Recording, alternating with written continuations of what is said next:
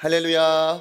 예, 복된 은혜의 자리 나오신 모든 분들 주의 이름으로 환영하고 축복합니다. 우리 앞뒤적으로 활짝 웃으면서 인사 나누겠습니다. 당신과 함께함이 행복입니다. 당신과 함께함이 행복입니다. 예, 함께해서 행복합니다. 또 복된 아름다운 6월 되시기를 축복합니다. 예, 감사가 넘치시는 여러분 되시기를 축복합니다. 우리가 함께 나눈 오늘 말씀은 지난주 말씀의 연장선상으로 볼 수가 있습니다. 모세가 지은 시편 90편에서 그가 뭐라고 말했습니까? 인생이 70년 정도 살면 끝이다. 강건해도 80년쯤 정도면 그렇게 세상을 떠나더라. 인생의 허무함을 이야기했습니다. 그러면서 그 인생의 허무함 그 뒤에 있는 하나님의 심판과 진노도 얘기했죠.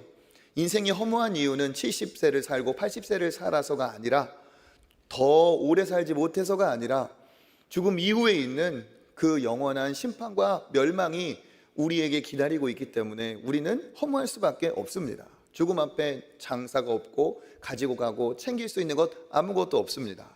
그렇게 강건하면 80이라고 한 그 모세가 80세에 무슨 인생의 전환기를 맞았습니까? 떨기나무에 찾아오신 여호와 하나님을 만나고 그는 새로운 삶을 살았습니다. 자기가 잘난 줄 알고 대단하게 여겼던 왕자로서의 40년, 그리고 절망적으로 내가 할 수 있는 것이 아무것도 없구나 하면서 양치기로 살았던 40년, 그렇게 허무하게 인생이 끝나는 듯 하였으나 누구를 만난 이후에, 여호와 하나님을 만난 이후에 그의 새로운 40년은 아주 멋진 후반전이 되었습니다. 인생이 허무하게 끝나지 않는 것은 120살 살았다, 내가 그래서 허무하지 않다, 모세는 그렇게 얘기하지 않습니다. 내가 하나님을 만나 주님 앞에 붙들려 쓰임 받은 것이 정말 얼마나 큰 축복이냐. 유한한 인생이 하나님을 만나면서 영혼을 소유하게 되고, 내가 살아가는 이 유한한 땅에서 그 기간 동안 영혼의 축복을 쌓는 그것이 진짜 하나님이 기뻐하시는 복된 삶이다. 모세는 얘기하고 있습니다. 그렇게 하나님 앞에 복된 삶을 사시는 저와 여러분 되시기를 축복합니다. 그렇게 인생이 하나님 앞에 붙들려서 쓰임받는데, 이것이 축복인데, 그것을 우리가 무엇이라고 말합니까? 사명을 받았다라고 얘기합니다. 사명을 받고 하나님 앞에 쓰임받는 삶이 정말 복되고 가치 있는 삶인 줄 믿습니다. 그런데 중요한 것이 있습니다. 왕관도 무게가 있는 것처럼 사명에도 무게가 있어요. 곧 사명이 하나님께서 우리에게 주실 약속이고 축복이기 때문에 사명을 감당한 자들에게 하나님께서 은혜를 주십니다.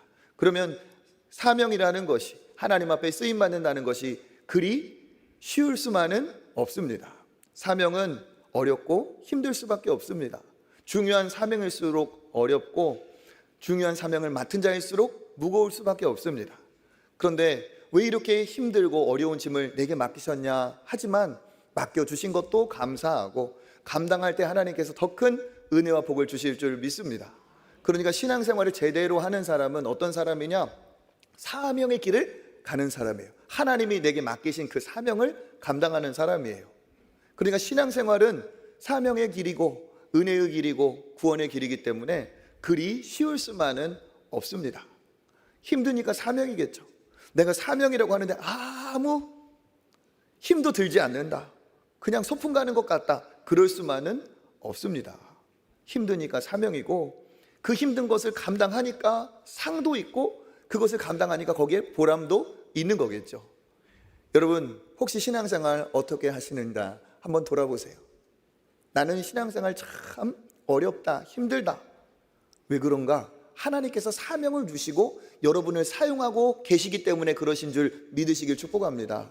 내게 짐을 주시고 무거운 은혜를 주신 것만큼 무거운 사명을 주셨다는 것은 나를 통해 하나님께서 일하고 계신다는 증거입니다. 그러니까 오히려 복된 신앙생활은 너무 가볍게 하는 것이 아니에요.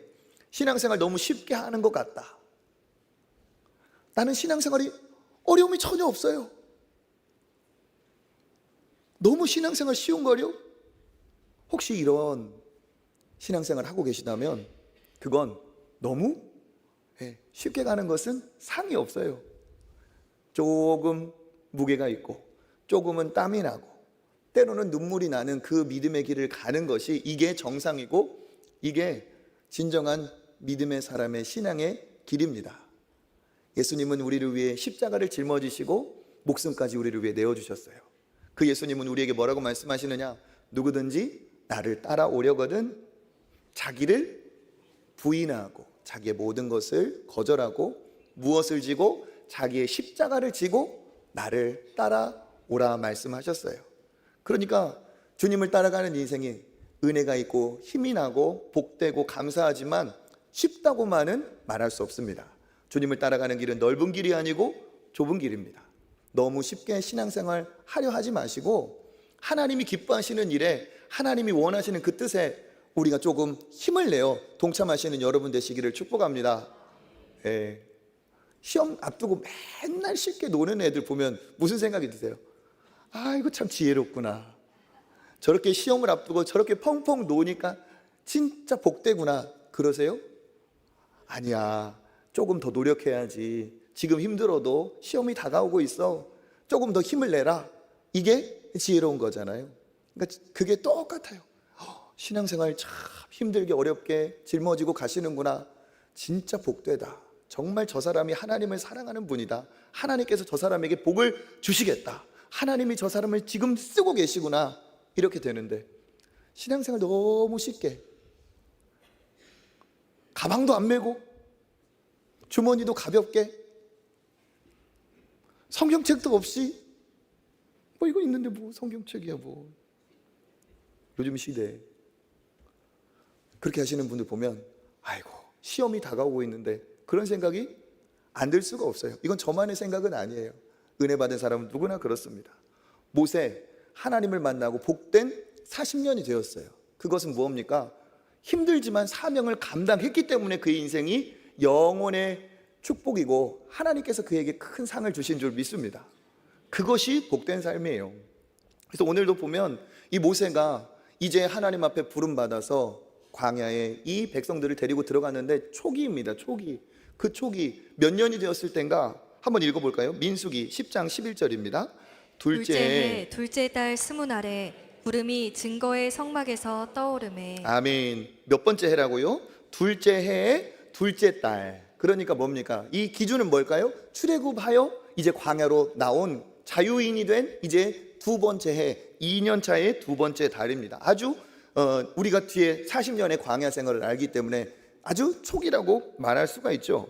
이 상황, 그러니까 하나님께서 이들을 출애굽하여 불러주시고 처음에 이제 그들이 머문 그 집결지가 어디였느냐? 시내산이었어요. 그 시내산에서 어떻게 합니까? 하나님께서 모세를 부르셔서 이제 그들이 노예가 아니라 하나님의 백성이라는 것을 가르쳐 주시기 위해 그 하나님 백성다운 삶을 주시려고 무엇을 주셨어요? 십계명을 비롯한 율법을 주셨어요. 그리고 하나님께서 그들과 함께 한다는 것을 기억하게 하시려고 온 천지 만물에 충만하신 하나님께서 성소라는 자그마한 장막을 만드시고 거기에 내가 있다는 것을 눈으로 기억하게 하셨습니다. 그리고 나서 이제는 이 광야를 떠나 이 가나안 땅으로 갈 준비가 되었어요. 그러니까 증거의 성막에서 구름이 떠올랐다고 하죠. 이제 행진이 시작되는 겁니다. 이 행진의 초반기 이들이 어떻게 했을까요? 태어나면서부터 노예로 자라온 사람들입니다. 노예로 자라온 이 사람들은 근성이 있어요. 무엇입니까? 일단 주인의 눈에 안 띄어야 돼요. 그리고 주인이 안 볼 때 주인이 안 볼 때 이게 뭐예요? 노예 근성이죠. 이 노예로 어릴 때부터 자라온 이들이 이제 하나님의 백성으로 자유를 얻게 되었는데 얼마나 큰 축복입니까? 그런데도 불구하고 노예로서 있었던 그런 고집이나 정말 그 근성이 하나님 앞에 이게 악하였다는 거예요. 그러다 보니까 어떻게 해요? 이들이 하나님 앞에 이제 불평과 불만을 늘어놓기 시작을 합니다. 그게 오늘 읽은 우리 11장의 배경입니다. 우리 1절 한번 읽어보겠습니다. 여호와께서 들으시기에 백성이 악한 말로 원망하매 여호와께서 들으시고 진노하사 여호와의 불을 그들 중에 붙여서 진영 끝을 사르게 하시매. 아멘. 백성이 어떻게 했다고요? 여호와께서 들으시기에 백성이 악한 말로 원망을 했다. 그리고 또 뭐라고 말합니까? 여호와의 들으시고 진노하셨다. 악한 말로 원망했다는 그 말 앞뒤에 무슨 내용이 있어요? 여호와께서 들으시고 악한 말로 원망한 것을 여호와께서 들으시고 진노하셨다고 얘기하고 있어요. 그러니까 하나님은 어떤 하나님이십니까? 우리의 모든 것을 다 우리의 말을 듣고 계시는 분이에요. 그런데 하나님이 들으실 때 참 좋은 말을 했으면 좋겠는데 이들이 어떻습니까? 악한 말로 원망을 했다. 원망은 하나님 보실 때 악한 거죠. 하나님 앞에 악하게 원망을 합니다. 왜 더 악한 겁니까? 이 원망의 대상은 모세이겠지만 모세를 넘어 궁극적으로 누구를 지금 원망하고 있는 거예요? 하나님 여호와를 원망하고 있기 때문에 그렇습니다. 그것을 하나님이 어떻게 해요? 다 들으시고 들으셨다는 거예요. 들으신 하나님이 어떻게 하셨습니까? 그들의 원망을 하나님께서 거룩한 분노, 진노를 내셨습니다. 그래서 어떻게 하셨어요? 처벌하셨어요. 불을 내셔서 그들이 정말 깨닫게 하셨어요. 그렇게 하나님 앞에 이들은 진노의 불을 경험하면서 깨달아야 될 텐데 이들이 그러면 깨달았을까요? 깨닫지 못했을까요? 깨닫지 못하고 돌이키지 않았습니다. 그러면서 이 민수기에서는 계속 이러한 그들의 이 근성, 악한 근성이 계속 반복되고 있어요. 그러다가 어떻게 되었느냐? 이제는 그들이 총체적으로 온 백성이 이제 단체로 시위를 하듯이 자기 장막문 앞에서 통곡을 하며 하나님 앞에 이제 반대, 원망을 합니다. 우리 10절 한번 읽어보겠습니다. 백성의 온 종족들이 각기 자기 장막 문에서 우는 것을 모세가 들으니라. 이러므로 여호와의 진노가 심히 크고 모세도 기뻐하지 아니하여. 아멘. 아까는 그냥 백성들이 진노하였다고 했는데 여기는 뭐라고 했습니까? 강조하고 있어요. 백성의 온 종족들, 그러니까 백성 중에 온 종족들, 그러니까 강조예요. 온 종족이라는 건 뭡니까? 12지파 전부가 지금 어떻게 한다는 거예요? 각기 자기 장막문 앞에서, 자기 문 앞에서 보라는 식이에요. 안에서도 아니고 문 앞에서 아예 대놓고 함께 통곡을 하면서 그들이 울고 있습니다. 그러니까 그 뒤에 뭐라고 합니까? 여호와의 진노가 심히 크고, 아까는 그냥 여호와가 진노하셨다고 했는데 여기는 지금 반복되는 상황에서 하나님께 이 지금 더 큰 진노가 이들에게 있어서 이제 벌어지는 거죠. 심히 크고 모세도 기뻐하지 아니하였다.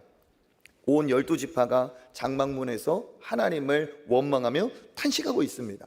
그 이유는 무엇입니까? 그 뒤에 보면 고기가 없다는 거예요. 고기가 먹고 싶은데 이 광야에 고기가 없어. 고기 좀 주세요.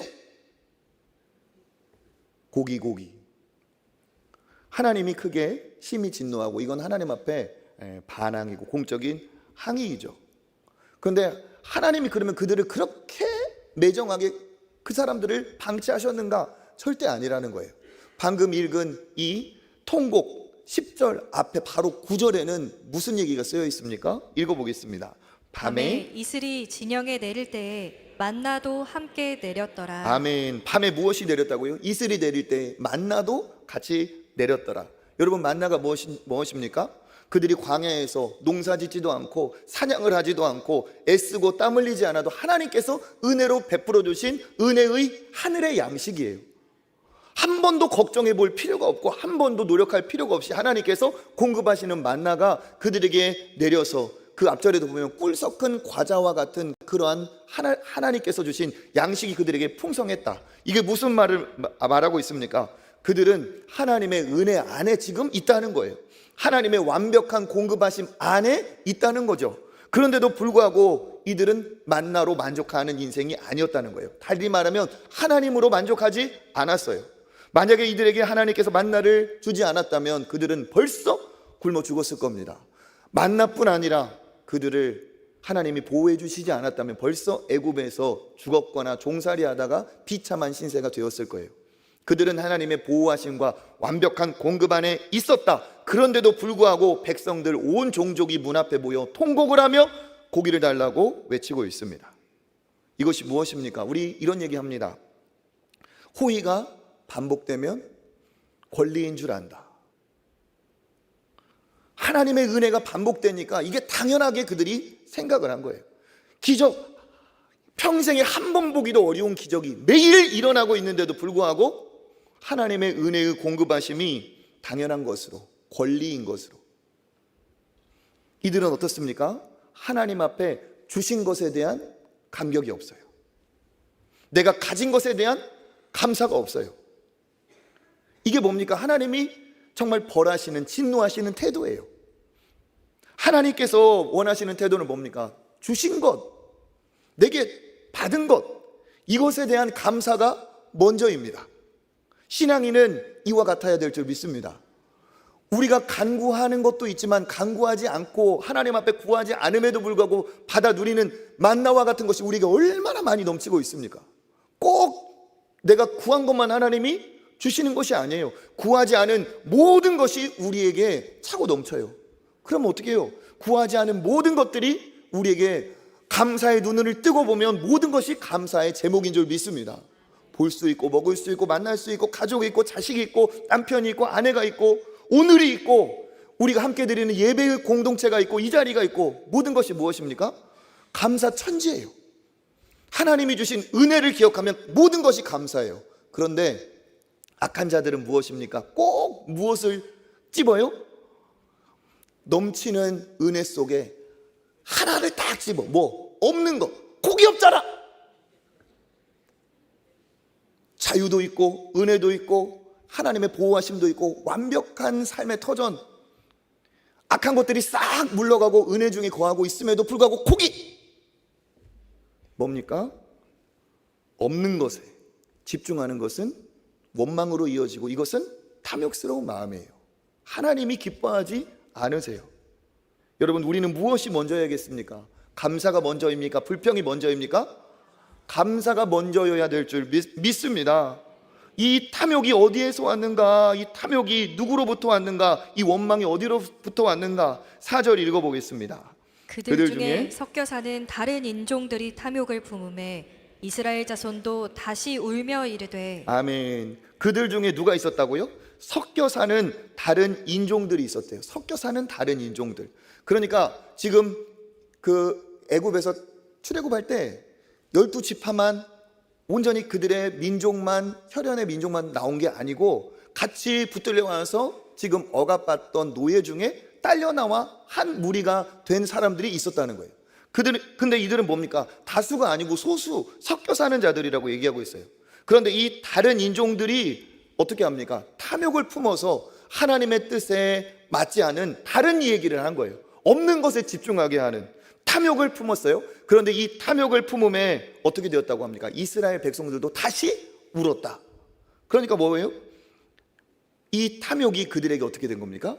전파가 된 거예요. 듣지 말아야 될 말을 백성들은 귀담아 들었어요. 여러분, 말에는 뭐가 있습니까? 힘이 있어요. 힘이. 누구 말을 듣느냐가 중요합니다. 어떤 사람의 말을 잘 들으면 그 사람과 마음이 같아지고 생각이 같아지고 행동이 닮아갑니다. 누구 말을 많이 듣느냐, 누구와 많은 대화를 하느냐가 우리의 생각과 말의 행동을 결정짓습니다. 그런데 이 이스라엘 백성들이 들어야 될 말은 누구의 말입니까? 하나님의 말이고 모세의 말입니다. 하나님의 말씀을 들어야 되고 귀담아 들어야 되고 더 많이 들어야 되고 더 자주 들어야 됩니다. 누구의 뜻대로, 그래서 하나님의 뜻대로 향해 가야 되겠죠. 그런데 그들이 어떻게 했다는 거예요? 섞여 사는 무리 중에 다른 종족, 다른 말을 하는 그들의 말을 들었어요. 그런데 그들은 탐욕의 말이었고, 탐욕은 없는 것에 집중하게 하고 없는 것에 분노하게 하고 원망하게 하고 통곡하게 합니다. 그 고기 한 가지가 모든 것이 무의미하게 흥분했죠. 하나님의 진노가 그렇게 심각했다는 거예요. 어마어마한 하나님의 진노가 올 수밖에 없었어요. 그러니까 우리도 무엇입니까? 들어야 될 말을 들어야 될 줄 믿습니다. 여러분, 누구 말을 많이 듣고 계세요? 누구와 가장 많은 대화를 하고 계세요? 하나님의 말씀에 귀를 기울이고 하나님의 말씀을 경청하는 자와 세상의 말과 사람들의 말에 제일 시간을 많이 보내는 사람은 같을 수가 없습니다. 일주일만 여기 오늘 큰 은혜를 받았다고 해도 일주일 사는 동안 요즘 이 주가가 요동하고 막 그러잖아요. 주가가 요동을 치고 있어요. 뭐 하이닉스나 무슨 뭐 전자나 하면서 막 그냥 거기에 미쳐 사는 사람과 일주일만 붙어 있다고 한번 와보세요. 하이닉스 엔비디아 미국으로 가야 돼. 계속 이 사람과 대화를 하고 차를 마시고 밥을 먹고 드라이브를 하고 놀러 다니고 딱 와보세요. 그러면 그리고 일주일 살다 딱 오면 은혜를 받아야 되는데 얼굴이 노랗게지고 뭔 얘기를 해도 은혜가 안 되고 머릿속에 막 그래프가 왔다 갔다 하고 숫자가 왔다 갔다 하고 뭐예요? 그럴 수밖에 없어요. 다른 말을 너무 많이 들었어요. 누구와 대화하고 누구의 말을 듣느냐가 그렇게 중요해요. 우리는 하나님의 말씀에 귀를 기울이고 하나님의 말씀으로 우리의 귀를 깨끗하게 간수해야 될 줄 믿습니다. 사람을 만나도 중요해요. 만났을 때 은혜를 말하는 사람이 있어요. 하나님이 주시는 응답을 얘기하는 사람이 있고 받은 은혜를 나누고 그 사람을 만나면 기도의 제목을 나누고 받은 말씀의 묵상을 나누고 그런 분들이 있어요. 그런 분들을 만나서 대화를 하면 어떻게 됩니까? 내 없던 믿음도 나의 연약한 믿음도 그것 안에서 소망이 생기고 그런 말을 하고 싶고 나도 그런 은혜를 받고 싶어요. 믿음의 사람과 한 주를 보내고 온다면 더 큰 은혜를 하나님 앞에 받을 수 있습니다. 그게 어떻습니까? 세상의 말을 많이 들을수록 낙심되고 절망하고 힘들고 어렵고 부정적이고 우울하고 하나님의 말씀을 귀를 기울일수록 하나님의 말씀을 들으면 들을수록 믿음의 사람과 교제하면 교제할수록 어떻습니까? 긍정과 소망과 은혜와 축복과 감사와 감격, 담대함과 세임과 회복과 치유가 그 안에 있는 줄 믿습니다. 그러니까 우리는 어떻게 돼요? 우리의 귀를 관리하고 우리의 혀를 잘 관리를 해야 돼요. 특별히 오늘 여기 있는 것처럼 그 소수가 모든 백성에게 이 악한 것을 전염시켰다는 것을 우리는 기억해야 됩니다. 부정적인 기운, 원망, 불평, 악담, 비판, 정죄, 비교, 이러한 악한 것들은 어떻게 해요? 굉장히 힘이 세요. 굉장히 강력하고 또 뭡니까? 우리 안에 있는 죄성하고 너무 딱 잘 맞아 들어가요. 그래서 누가 잘 됐다더라, 누구에게 좋은 일이 있다더라, 별로 관심 없어. 뭐 알아봤자 배만 아파. 근데 누구한테 큰 사고가 났다, 오 진짜. 누구한테 어려운 일, 진짜? 뭐야? 누가 뒤집어졌다, 오 진짜? 인간의 죄성은 악한 말에 더 솔깃하고 안 좋은 얘기는 더 강력하게 우리를 끌어당기고 쉽게 믿게 되고 쉽게 믿고 싶고, 그런 얘기 나누면 어떻게 돼요? 재밌어요.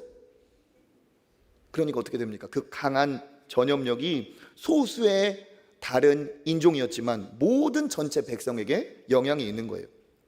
그러니까 이 강한 전염력이 있다는 것을 우리가 알고 더더욱 경계해야 됩니다. 쓸데없이 열심 가지고 있는 사람이 있어요. 안 좋은 얘기는 그냥 입을 닫는 게 좋아요. 그렇죠? 턱이 되는 거예요. 근데 쓸데없는 열심이 있어요. 막 퍼날러. 너 그거 아냐? 너 그거 들었냐? 그 사람이 그렇다더라. 그 교회 소식 들었냐? 그 목사님 얘기 아니야? 그 장로님, 그 권사님, 그 집사님 얘기 아니야? 좋은 얘기도 아닌데 그렇게 열심을 내요. 그런데 또 안타까운 건 뭡니까? 듣고 진짜? 와 그래?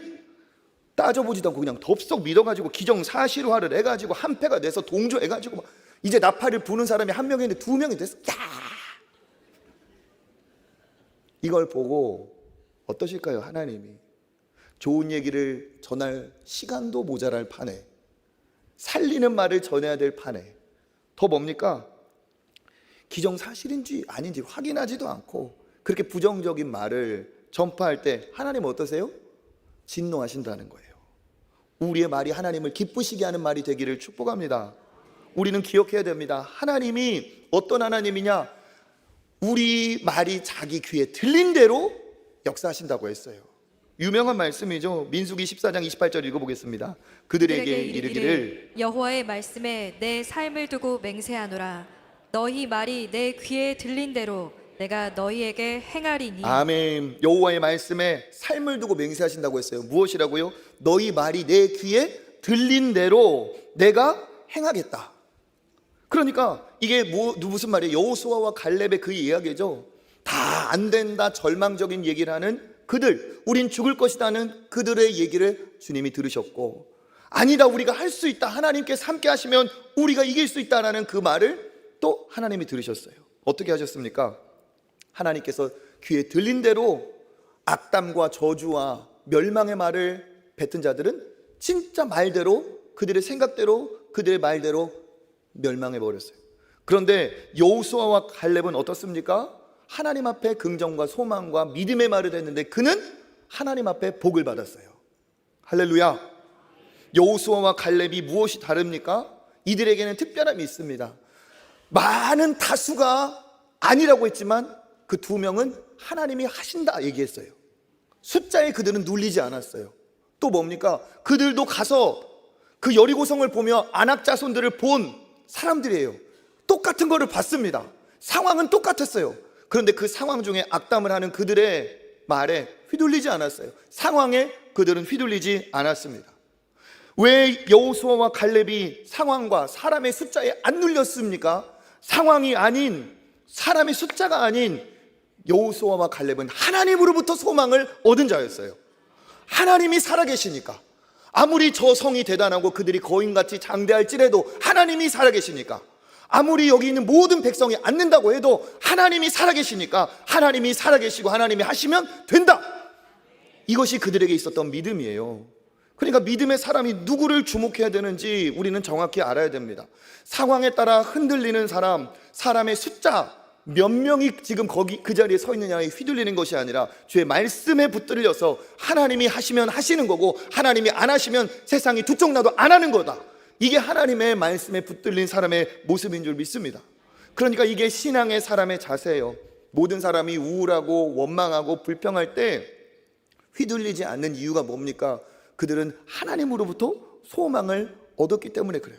이게 세상의 긍정의 방법하고 우리가 다른 거예요. 세상은 좋게 생각해라, 너의 건강을 위해서, 너의 정신 건강을 위해서 그냥 잘 되게끔 그냥 그렇게 믿고 살아라, 세상의 얘기와 이건 다른 거예요. 왜 우리가 갖고 있는 긍정과 소망이 있는가? 모든 상황이 그렇다 할지라도 없는 것에서 있는 것을 만드신 창조주 하나님, 안 될 것도 되게 하시는 하나님, 모든 것을 쥐고 계신 주권자 하나님의 손 안에 있으면 하나님께서 행하실 줄 믿습니다.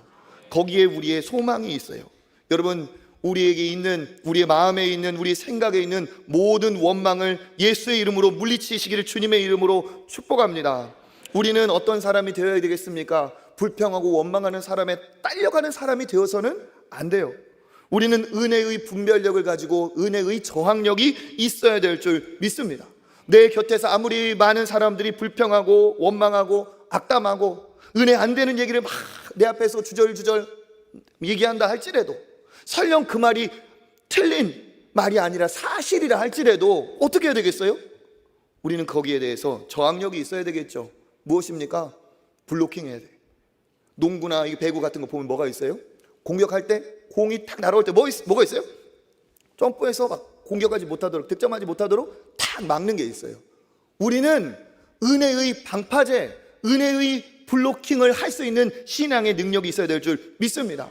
안 좋은 얘기가 사실이라 할지라도 퍼쳐서 돌아다니는 게 무슨 은혜가 되겠어요? 그런 얘기를 어떻게 해요? 맞고 우리가 어떻게 해요? 차단하는 거죠. 그리고 점잖게 품격 있게 얘기하는 겁니다. 아무개님, 아무개 집사님, 설령 사실이라 할지라도 오늘 내 앞에서 얘기한 것으로 끝하시고, 이런 얘기는 저한테는 물론 다른 곳에도 안 해주시면 덕이 될 것 같습니다.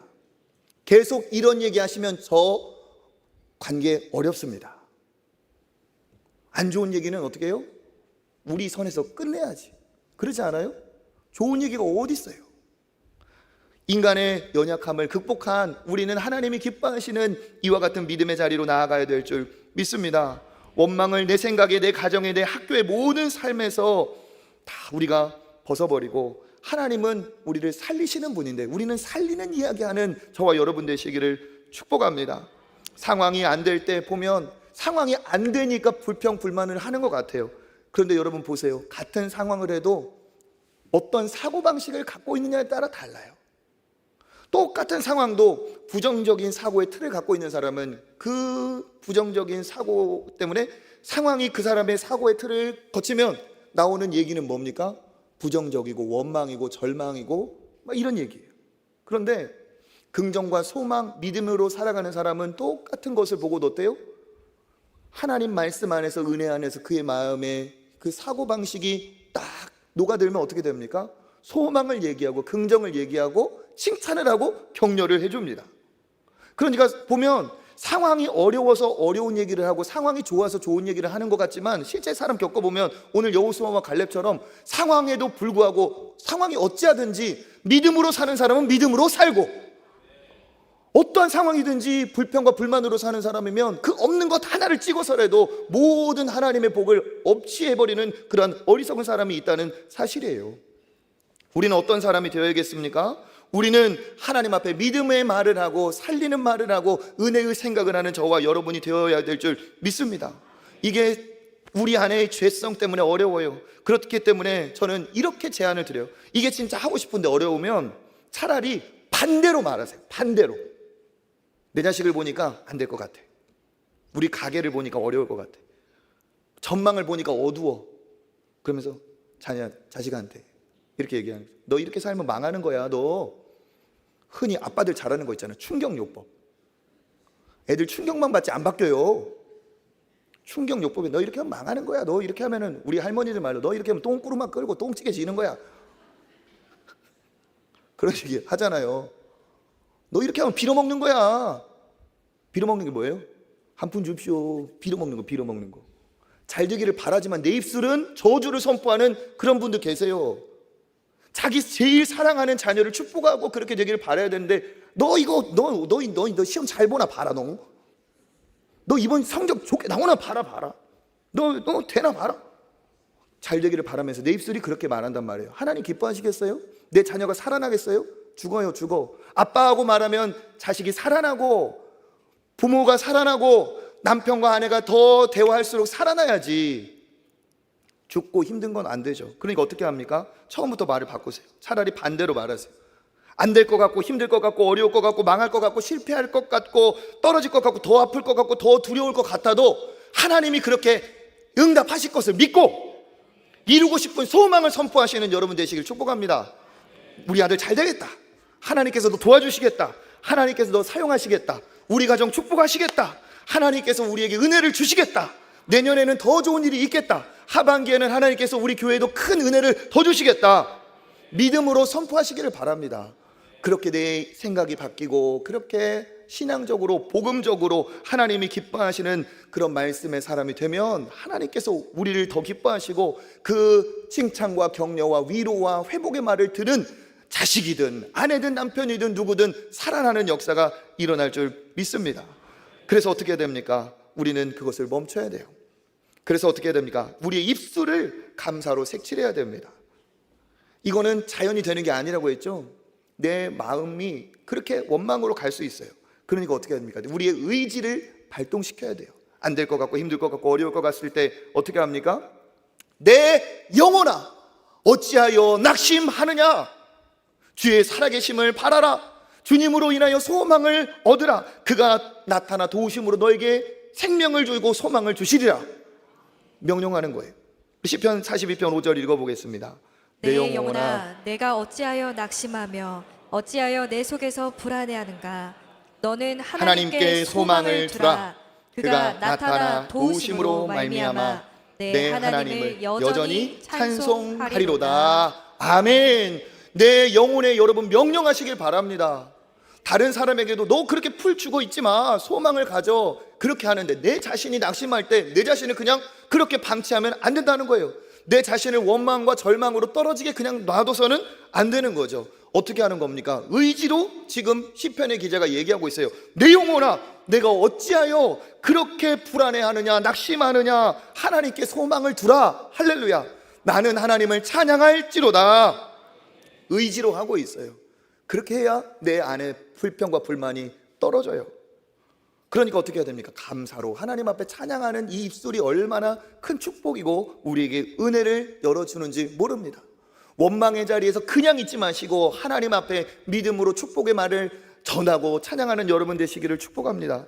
그런 의미에서 우리가 감사 찬양제. 이거 저 센스 있게 준비했네요, 그죠? 이거 바랍니다. 뭡니까? 감사 찬양이 얼마나 좋아요, 그죠?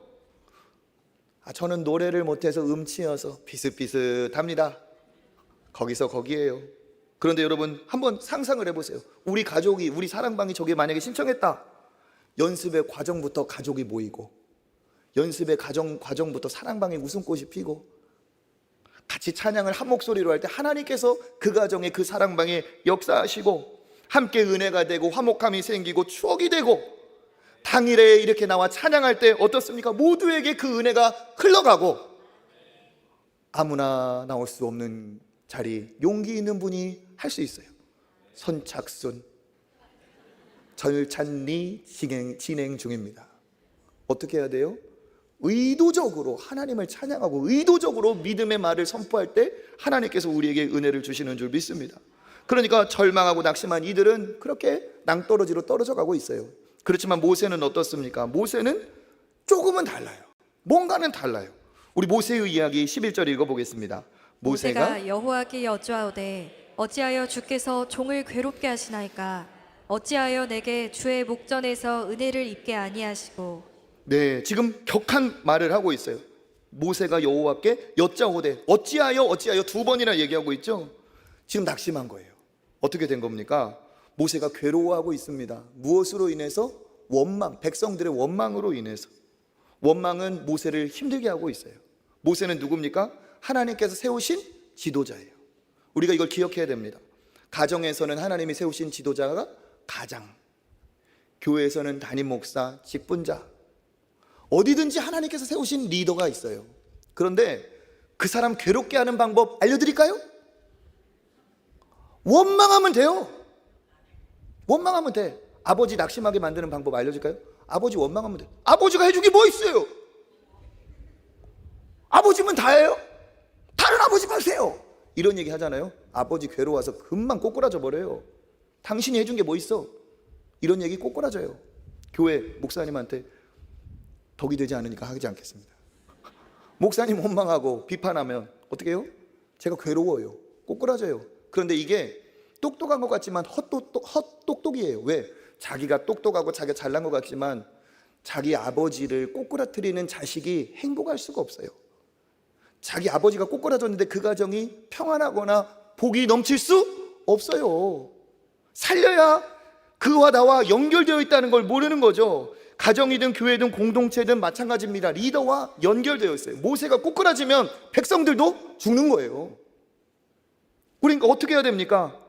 가장이 살아야 가정이 살아요. 그죠? 가장이 살면 가정이 살고, 남전도회 회장이 살면, 남전도회 너무 어려운 질문인가? 그렇죠? 여전도회 회장이 살면, 그렇죠, 여전도회가 살고, 그렇죠? 목자가 살면 사랑방이 살고, 교구장이 살면 교구가 살고, 교역자가 살면 성도들이 살고, 담임 목사가 살면, 그렇죠, 교회가 살고. 할렐루야. 그러니까 우리는 어떻게 해요? 살리는 말을 하고 살려야지. 저 봐라.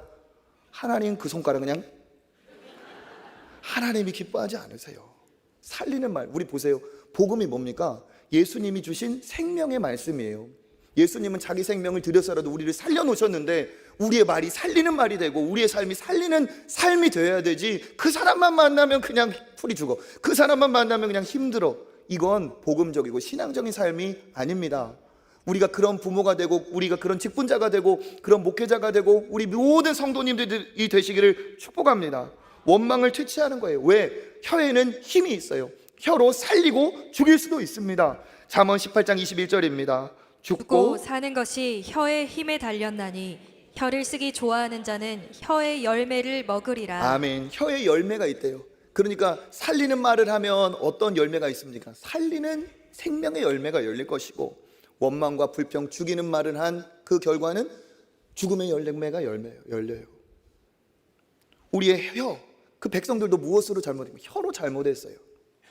지금 모세가 죽고 싶을 정도로 괴롭습니다. 그래서 실제로 그가 이렇게 하나님 앞에 탄원을 하죠. 15절 읽어보겠습니다. 주께서 내게 이같이 행하실진대 부하옵나니 내게 은혜를 베푸사 즉시 나를 죽여 내가 고난당함을 내가 보지 않게 하옵소서. 아멘. 구하옵나니 무엇을 구합니까? 즉시 나를 죽여주세요. 그러니까 이거는 두 가지로 해석할 수 있어요. 뭡니까? 너무 힘들어서 하나님 저 못하겠어요 하는 절망적인 그런 외침이라고 볼 수도 있고, 그 앞절을 괴롭게 하였다라고 보면 그 괴로움에 그냥 신음처럼 하나님 저 진짜 죽고 싶어요, 못하겠어요, 이렇게 낙심한 거예요. 여기서 우리는 알 수 있습니다. 여러분, 모세는 신앙인이고 하나님이 택하신 자입니다. 그런데 하나님이 택한 사람, 신앙인, 이렇게 낙심할 수 있나요? 신앙인도 낙심할 수 있습니다. 낙심이라는 게 뭐예요? 마음이 떨어졌다는 얘기죠. 떨어질라. 마음이 그 원망과 비판 때문에 쿵 떨어진 거예요. 아무개 사랑원이 사랑 목자를 비판하고 원망하여 그 얘기를 듣고 들었어요. 사랑 목자가 마음에 떨어져 버렸어요. 교구 어느 성도가 한 것이 우리 교구 목사님 귀에 들어갔어요. 설령 아무리 농담이라도 마음이 떨어져 버렸어요. 죽고 싶은 거예요. 신앙인도 절망할 수 있고 낙심할 수 있습니다. 신앙인이라고 절망거리가 없고 낙심거리가 없는 것이 아니에요. 여러분 혹시 그렇게 생각하신다면 오해예요. 내가 예수 믿으니까 항상 잘 돼야지, 그럴 수 없습니다. 지금 모세도 그와 같은 아픔을 겪고 있어요. 그런데 여기까지 보면 백성들이 원망한 거나 모세가 죽여달라는 거나 비슷해요. 무슨 차이가 있냐? 결정적인 차이가 있다는 거예요. 그럼 무슨 결정적인 차이냐? 모세와 백성들의 방향이 달라요. 장소가 달라요. 그들은 어디에서 탄식했습니까? 공개적으로 문 앞에 와가지고 하나님을 원망하며 탄식했어요. 그런데 그들은 탐욕으로 자기 장막에서 원망과 불평을 쏟아낼 때 모세는 11절에 보니까 아까 우리가 읽은 것처럼 뭐라고 말합니까? 여호와께 여짜오되, 여호와께 여짜오되, 하나님 앞에 나와서 여호와여 어찌하여 이렇게 나를 힘들게 하십니까? 모세는요, 하나님 앞에 원망이 아닌, 그들 백성과 똑같은 절망이 아닌 하나님 앞에 나와서 하나님께 지금 자기의 마음을 쏟아놓고 있어요. 모세는 절망적인 상황에서 그 자리에 그냥 주저앉은 것이 아닙니다. 모세는 해결 방법을 찾고자 하나님 아닌 다른 사람을 만나러 간 것이 아닙니다. 모세는 낙심의 순간에 갈 곳이 있었어요. 모세는 낙심의 순간에 향하는 곳이 있었어요. 그들은 원망의 자리에 그 자리에 머물러 있었지만 모세는 그곳에 있지 않고 그는 다른 곳으로 갔어요. 그는 만날 분이 계시고 찾을 분이 계셨어요. 그분이 누굽니까? 여호와 하나님, 여호와께 여짜오되. 이것이 중요합니다. 하나님 앞으로 나아간 거예요. 넘어져도 누구 앞으로 넘어진 거예요? 하나님 앞으로 넘어진 거예요. 이게 중요해요. 우리 인생은 넘어집니다. 그런데 더 진짜 중요한 게 뭡니까? 세상으로 넘어지고 내 자리에서 그냥 죽겠다고 이게 신앙인이 아니에요. 하나님이 기뻐하시는 믿음의 사람은 넘어질 수 있지만 중요한 건 뭡니까? 여호와께 여짜오되, 여호와께 나와 하나님께 넘어질 때 하나님께서 우리에게 은혜를 주시는 줄 믿습니다. 아이와 함께 갈 때 아이가 어려서 아장아장 걸을 때 넘어져서 꼬꾸라졌어요. 그런데 어떻게 해요?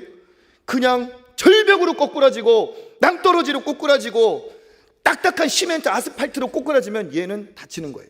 죽는 거예요. 그런데 아이가 넘어져도 용케 어떻게 해요?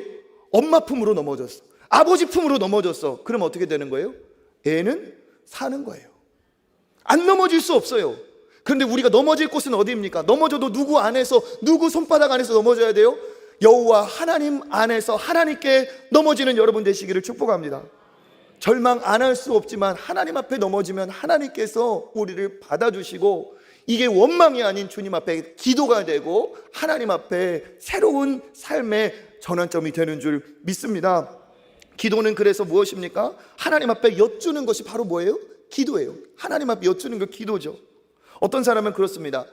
신앙생활 잘 하다가 낙심될 때 주님을 떠나는 분이 있어요. 어렵다고, 힘들다고, 돈이 없다고, 건강이 없다고, 내 자녀가 어렵다고 신앙을 떠나는 사람이 있어요. 그게 아니에요. 세상으로 넘어지면 안 돼요. 주님께 넘어져야 되는 거예요. 힘들고 어려울 때 더 어떻게 합니까? 더 주님을 붙들고 주님 앞에 나와 주님을 부르짖는 여러분 되시기를 축복합니다. 여호와께 여짜오되 무엇이에요? 하나님 앞에 기도하는 거예요. 기도하면 하나님이 살리시는 줄 믿습니다. 기도하면 삽니다. 기도하면 살아요. 낙심 안 할 수 없어요. 낙심할 때 하나님 앞에 넘어져 하나님 앞에 기도하면 하나님이 살려주세요. 기도가 어렵게 생각하십니까? 기도는 남들의 얘기인 것 같습니까? 기도는 어렵지 않습니다. 지금 모세가 뭐라고 말하고 있습니까? 어찌하여 괴롭게 하십니까? 어찌하여 은혜를 입지 않게 하십니까? 차라리 제가 죽고 싶습니다. 이 사람만 한 것이 아니에요. 욥도 그랬고 엘리야도 그랬고 낙심 중에 하나님 앞에 그렇게 탄원을 했어요.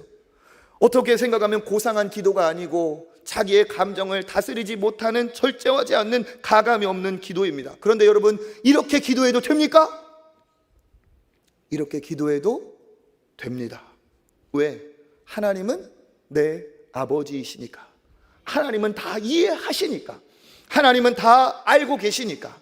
하나님은 무엇이든 다 하실 수 있으니까. 욥이 꼬꾸라졌을 때도, 엘리야가 꼬꾸라졌을 때도, 모세가 꼬꾸라져 죽고 싶다 할지라도 하나님 앞에 꼬꾸라지니까 하나님은 살 길을 열어주셨어요. 이것이 무엇입니까? 하나님은 우리의 기도에 귀를 기울이세요. 원망도 듣고 계신 주님이 우리의 기도를 듣지 않겠습니까? 작은 신음에도 응답하시는 하나님이세요. 작은 신음도 귀히 여겨주시고, 작은 신음도 주님 앞에 나와 기도하는 그를 기뻐하시는 하나님 아버지이신 줄 여러분 믿으시기를 축복합니다. 살다 보면 낙심이 됩니다. 나 혼자만 수고하는 것 같고, 나 혼자만 눈물 나는 것 같고, 내 눈물 내 수고 아무도 몰라주는 것 같고, 믿었던 그 사람이 나를 등을 치고 배신하고, 말 못할 아픔과 어려움에 절망에 빠질 수 있습니다. 신앙인도 그래요. 울고 싶지만 사람 앞에 내가 차마 울지 못하겠고, 자식들 보는데 울지 못하겠고, 그래서 어떻게 해요? 그 슬픔과 절망 중에 낙심하는데 어디로 가야 될지를 모르는 사람들이 있어요. 그래서 그냥 장막문에 앉아서 원망하듯이 그렇게 지내는 사람이 있습니다. 혹시 그런 마음이시다면 여러분, 이곳에 정말 잘 오셨어요.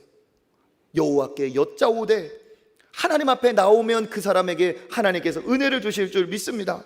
절망의 순간에 어디로 가야 됩니까? 여호와께 나아가시기를 축복합니다. 절망의 순간에 기도의 자리로 나아가시기를 축복합니다. 여호와께 나아가 어떻게 합니까? 우리가 찬양한 것처럼 주 예수께 조용히 나가, 그 다음에 뭐예요?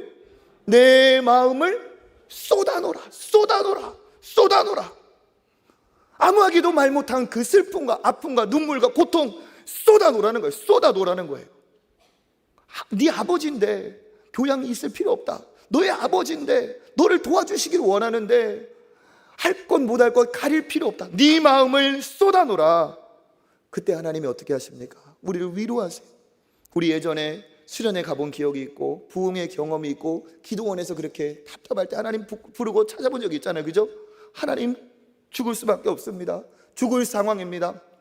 저를 살려주십시오 할 때 어떻게 했어요? 하나님이 그 자리에 찾아오시고 눈물을 터치시고, 하나님께서 흘리는 그 눈물 앞에 내가 회복이 있고 은혜가 있고 살아나는 역사가 그곳에서 일어나는 줄 믿습니다. 그러니까 무엇입니까? 하나님 앞에 나아가는 그 자리가 낙심이 소망이 되는 자리인 줄 믿습니다. 그러니까 어떻게 해야 됩니까? 우리는 기도의 사람이 되어야 돼요. 하나님의 앞에 나아가 여짜오되 하나님 이렇습니다, 이렇습니다. 기도하는 사람을 통해 하나님께서 역사하여 주실 줄 믿습니다. 하나님은 기도를 통해 세상을 움직이시고 기도하는 자를 찾고 계시는 줄 믿습니다. 기도는 무엇입니까? 영적인 호흡이에요. 영적인 대화예요. 그렇기 때문에 기도에 잘 붙는 수식어가 있어요. 항상, 모든 일에, 깨어서. 이건 항상 기도하고요, 이게 붙어 있어요. 모든 일에 기도하라, 항상 기도해라, 깨어서 기도해라. 이건 뭐예요? 기도를 멈추지 말라는 거예요. 기도를 주님 앞에 소통의 창구로 멈추지 않을 때 하나님께서 그 기도를 들으시고 기도를 통해 하나님께서 응답하시고 기도하는 역사가 일어나는 줄 믿습니다. 가정에도 문제가 있으면 뭡니까? 부모와 대화가 단절이 돼요. 하나님과 대화가 단절이 되면 아버지의 은혜를, 아버지의 도움을 얻을 수가 없습니다. 우리는 어떤 사람이에요? 기도의 사람이 되어야 될 줄 믿습니다. 우리 초청교회는 기도하는 교회입니다. 기도하는 자들이 넘쳐나길 축복합니다. 기도하면 하나님이 살려주시고 기도할 때 하나님께서 우리에게 은혜를 베풀어 주십니다. 제일 좋은 것이 뭡니까? 새벽 기도예요. 새벽에 우리가 이제 시간을 우리가 연장해서 시작하니까 많은 분들이 새벽에 오고 계세요. 새벽에 오면 딱 그날의 말씀이 정해져 있고 그날의 말씀을 듣고 내가 하루를 기도로 시작할 때 하나님께서 은혜를 주시고 그 자리에서 하루를 살 말씀, 하루를 살 힘을 하나님께서 그 새벽에 주시는 줄 믿습니다. 정 상황이 어렵고 어렵다면 온라인을 통해서라도 함께 할 수 있어요. 말씀으로 하루를 시작할 때, 기도로 하루를 시작할 때 하나님께서 우리에게 은혜를 주시는 줄 믿습니다. 정말 이 시대에 안타까운 것이 뭡니까? 기도하고 싶은데 기도할 자리가 없어요. 그런데 우리 초청교회는 어떻습니까? 기도할 자리가 있어요. 특히 밤에 기도원에서 부르짖는 것처럼, 부흥회에서 그 어릴 때 수련회에서 부르짖었던 것처럼 기도하는 장소가 있어요. 어디입니까? 금요철에요. 마음이 답답하고 일적할 때 그 자리에 앉아서 원망할 게 아니라 주님 앞에 여짜와 기도하는 여러분 되시기를 축복합니다. 하나님께서 이 기도하는 자리를 주시기 얼마나 감사한지 보면, 제가 앞에서 이렇게 말씀을 전하다 보면 낯선 얼굴, 우리 교회 성도 아닌 분들도 꽤 많이 찾아오고 계세요. 꾸준히 오는 분도 계세요. 왜 그럴까요? 기도할 마음은 있고 기도할 제목은 있는데 기도의 자리가 없어지는 거예요. 그러니까 초청교회에서, 이 교회에서 기도의 자리가 있다고 해서 찾아오는 거예요. 어떤 사람들은 정말 진짜 어린 자녀 때가 목숨 때문에 젖 동량해서 그렇게 키우듯이 은혜를 사모해서 우리 교회에 나와서 기도하는 사람들도 있어요. 그런데 우리는 매주 하나님 안에서 기도의 자리가 있어요. 요즘엔 특별히 여름 사역을 앞두고, 선교를 앞두고 기도의 불이 더 뜨겁게 타고 있습니다. 우리 목사님들과 이제 작년 말부터 여기 앞에 모여서 12시까지 같이 모여서 기도를 해요. 그리고 이제 선교와 여름 사역을 두고 그 기도팀들이 앞에서 기도를 해요. 그 사진을 제가 어두워서 잘 안 보이지만 한번 보세요. 이곳에서 곳곳에서 어느 교회 얘기예요? 우리 교회 얘기예요. 안 와보신 분들은 그런 게 있는지도 모르죠. 깜깜하지만 보세요. 어떻게 기도하는지, 우리 아이들이, 우리 청소년들이, 젊은이들이 우리 기도팀이 어떻게 하는지 영상으로 잠깐만 보겠습니다.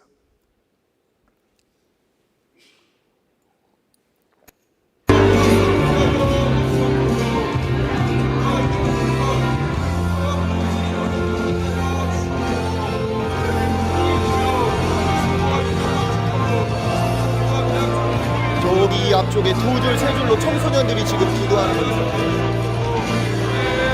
무릎을 꿇고 신발을 벗고, 이쪽에서는 우리 청년들이 이번 주 금요일에 기도했습니다.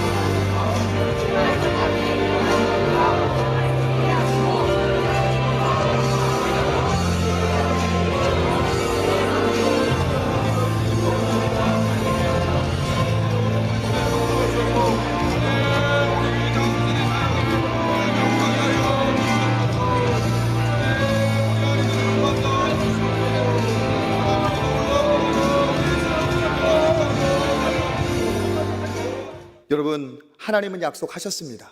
기도하면 삽니다. 낙심될 때 갈 곳은 다른 곳이 아니라 여호와 앞에 나오는 것인 줄 여러분 믿으시고 결단하시기를 바랍니다. 낙심한 마음을 누가 알아주고 누가 해결해 주겠어요? 하나님 앞에 나올 때 하나님께서 우리에게 은혜를 베풀어 주시는 줄 믿습니다. 지금은 어떤 시대입니까? 원망과 불평의 시대예요. 다 네 탓이고 네 탓이래요. 그러니까 뭡니까? 낙심의 시대예요. 모두가 다 남을 탓하고 지도자를 탓합니다. 원망하고 통곡하는 소리가 여기저기에서 들려요. 통곡하고 원망한다고 해결됩니까? 소망이 있습니까? 희망이 있습니까? 없습니다. 낙심의 자리에 있지 않고 어디로? 여호와 앞에 나오는 여러분 되시기를 축복합니다.